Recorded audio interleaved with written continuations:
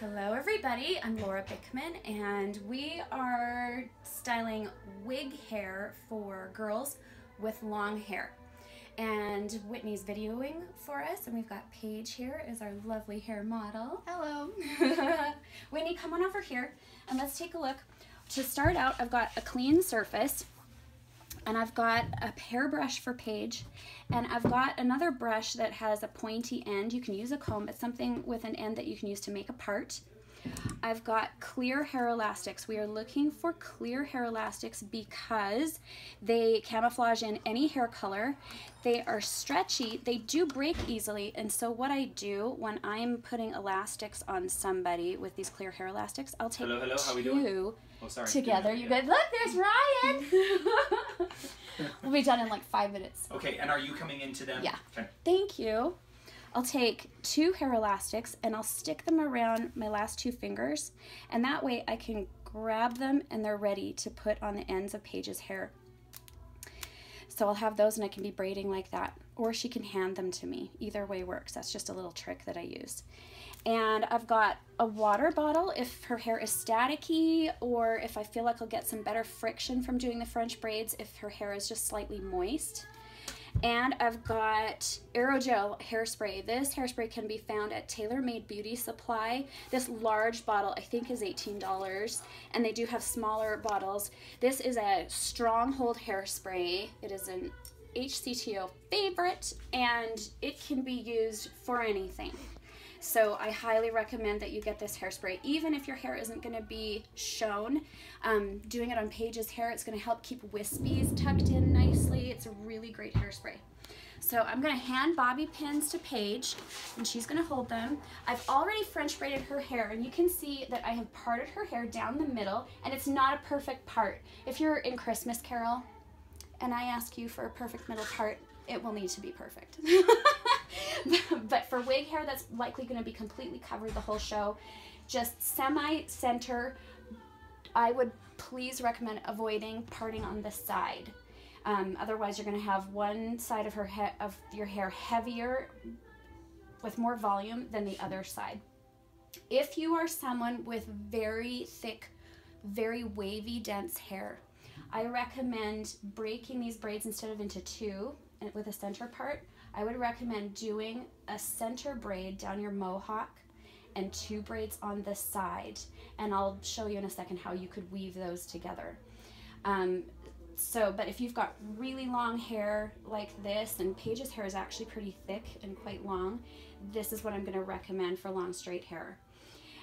You can see that these braids are neat and tidy, and they're not super tight. If I were going to do her braids really tight, it would create some bulk right here. They're very neat and tidy, but they're a little bit squishy, just a little bit loose. Like the texture here, I can press and flatten them just a little bit, and that will help create a flatness next to her head as we're pinning them on, so that when she puts a special cap on or a wig on, it will mold to her head better than if the braids were super tight. I've also braided as far down to the ends of her hair as possible, and the advantage Paige has right now, I've given her permission to cut off 2 inches of her hair for this show. She hasn't done that yet. The advantage to that is that because her ends are a little bit damaged, they're kind of sticky and have some friction, and so it's helping to keep all her little ends in. If you have a really blunt haircut and you're finding that your hair's fraying at the ends as you braid, that's okay for wig ready hair. We'll be able to tuck those in a little bit, and likely they will be covered, and you'll just pin away and you'll be good to go. That's okay. So however we style hair for wig ready hair is going to affect how well the wig or the cap stay on the person's head. So even though we're not going to see the hair, the more orderly it is, the snugger everything's pinned in, the better that we've hidden the bobby pins, the easier it is for Paige to put on a wig, keep it on, and have it look good. Also, we're going to be measuring everyone's hair on the Friday for Lion King, and so we want to try and have our hair as tidy and as snug and as well done and as closely styled to how we will have it for the actual show as possible, so that we can get some accurate measurements of their heads.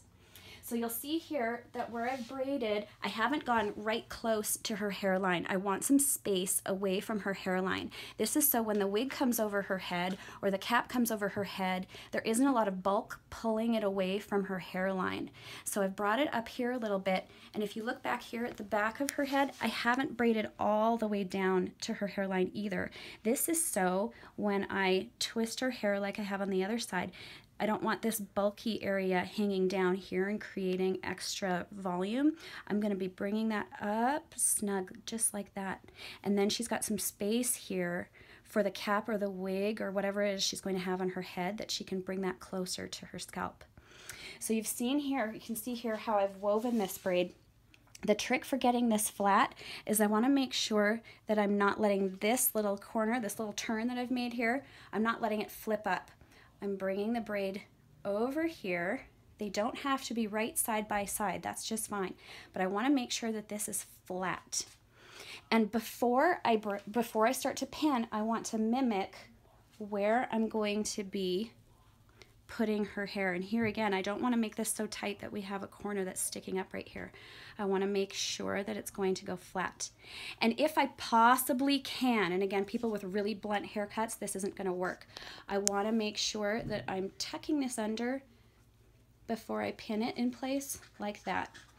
And right before I pin Paige's hair, if you've got shorter hair, I want you to French braid, and then I want you to take your braids and I want you to bring them up really close to your head and squish them flat and bring them up like that and pin them across each other this way, almost like a hairband, really flat and close. And your ends might stick out right up here. That's okay as long as it's on the top of your head. It'll be covered by a hat or a wig, but we want this area nice and neat and pinned really well. All right, Paige, you go ahead and hand me bobby pins now. As I'm folding this up here, I want you to notice that I'm pinning in a way where I'm grabbing hair from close to her scalp, and then I'm taking hair from the braid and I'm hiding the bobby pin under the braid. That's because if I have ends, say if I pinned it like this and I had ends sticking up like that, this is going to catch on the wig or the cap, and I want to make sure that doesn't happen. So it's worth my time and effort to make sure that I'm pinning close to her scalp and I'm weaving some of the bobby pin into the braid and I'm hiding it. See that little sticky outie right there? I can back up a little bit and angle it just a little bit differently and hide that out of the way. And that's going to do Paige a favor when she puts her cap or her wig on.